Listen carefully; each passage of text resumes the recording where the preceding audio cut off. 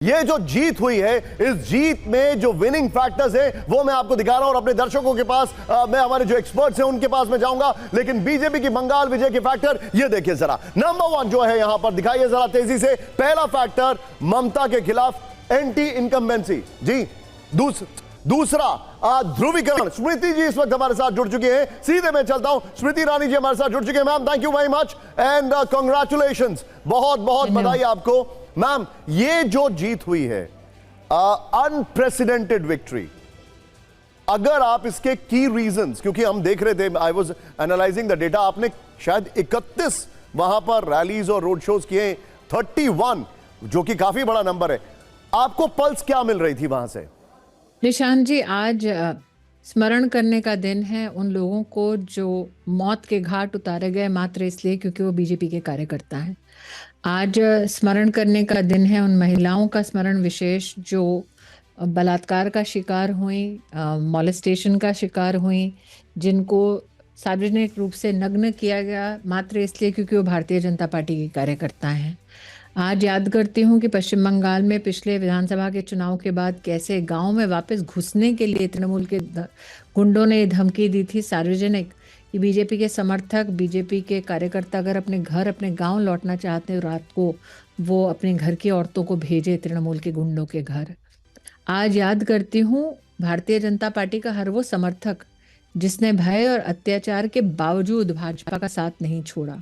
और आज आभार वंदन है पश्चिम बंगाल के उस वोटर को जिसने, चाहे ममता बनर्जी ने झालमुड़ी पॉलिटिक्स की हो, लेकिन उन्हें प्रधानमंत्री जी ने जो विकास के मुद्दे प्रस्तुत किए उन पर विशेष अपना ध्यान आकृष्ट रख सतत विकास के मुद्दों पर चर्चा की और विकास के मुद्दे पर भारतीय जनता पार्टी पर विश्वास दिखाते हुए अपना वोट दिया।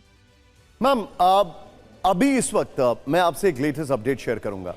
ममता बनर्जी अपने काउंटिंग स्टेशन पर गई हैं। उनका कहना है कि मेरे काउंटिंग एजेंट जो हैं उनको मार के बाहर निकाल दिया गया है, विदाउट सिक्योरिटी, पर्सनल सिक्योरिटी के साथ गई हैं। जिस तरीके से अभी आप चीजें देख रही हैं, क्या ये आगे और ज्यादा पैन आउट होंगी? लॉ बुझने से पहले निशान जी फड़फड़ाती है, उसी का संकेत है, उसी का प्रमाण है। आप इस देश की जो लोकतांत्रिक व्यवस्था है उसको धूमिल नहीं कर सकते। एक नागरिक ने आकर अपने वोट के माध्यम से उसे बहिष्कार करना है तृणमूल का, उसका प्रमाण दिया है। आप उसको कहीं भी नदारद नहीं कर सकते। ममता बनर्जी के गुंडों ने ही कहा, और आपने फाल्टा का कहीं ना कहीं शायद निश्चित रूप से अपने टेलीविजन पर प्रसारण किया होगा, जहां पर वोटर स्वयं आकर पत्रकारों से कह रहे हैं कि हमको तृणमूल के गुंडे ये धमकी दे रहे हैं कि अगर हम तृणमूल को वोट नहीं करेंगे तो हमारी घर की औरतों का बलात्कार कर दिया जाएगा। ऐसे भय के माहौल के खिलाफ जब जनता खुद खड़ी होती है तो उसको ममता बनर्जी भी झुटला नहीं सकती। तो उनका व्याकुल होना, उनका छटपटाना स्वाभाविक है। लेकिन आज पश्चिम बंगाल का जो आप नज़ारा देख रहे हैं वो आपके लोकतंत्र की वाकई में जीत है।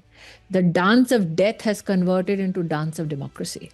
The dance of democracy. Ma'am एक आरोप जो ममता बनर्जी पर लगता था वो ये था कि उन्होंने लेफ्ट को हटाने के लिए लेफ्ट की पॉलिटिक्स को मास्टर कर लिया।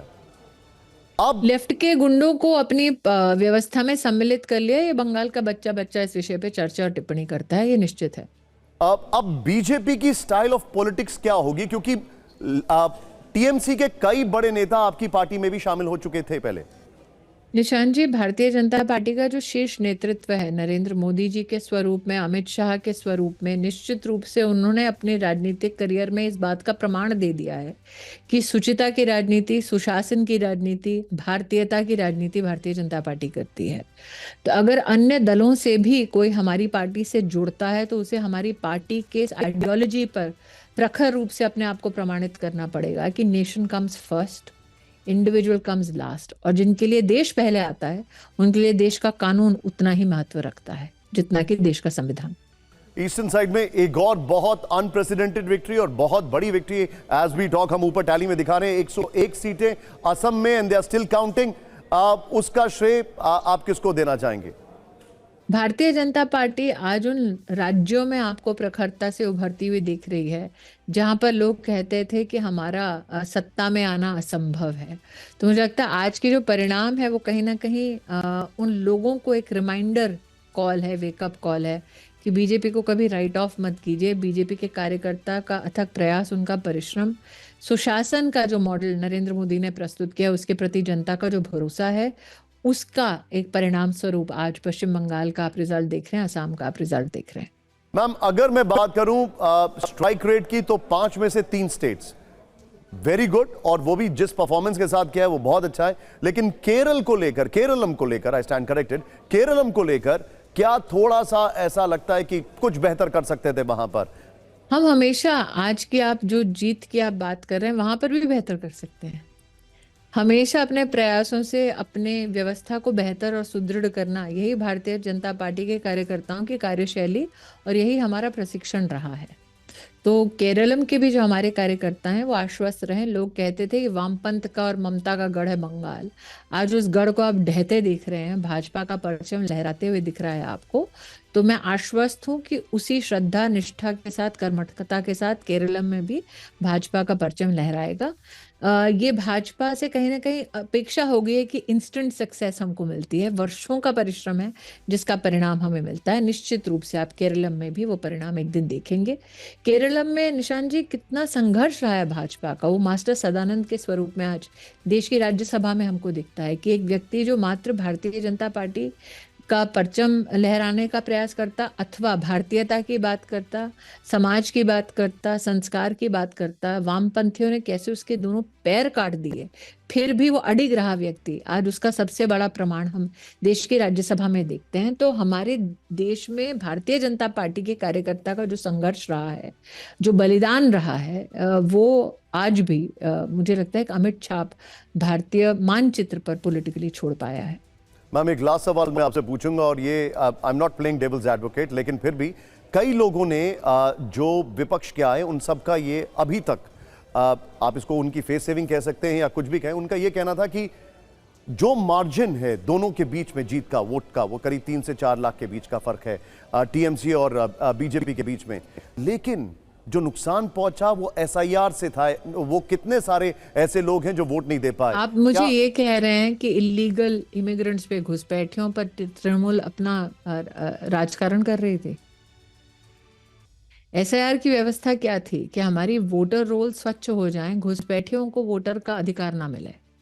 तो क्या तृणमूल का ये आरोप है कि उनकी पूरी राजनीति इस बात पर चल रही थी कि कितने घुसपैठी वो वोटर लिस्ट में जोड़ पाए?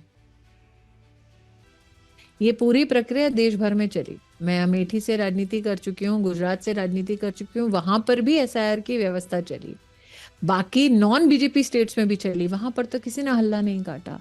सिर्फ तृणमूल एक ऐसी राजनीतिक पार्टी आपको दिखी पूरे देश में जो एसआईआर में घुसपैठी ना निकल पाए, उसके लिए मालदा में जुडिशियल ऑफिसर्स को भी हॉस्टेज बंदी बनाकर रख रही थी। अंडरस्टूड।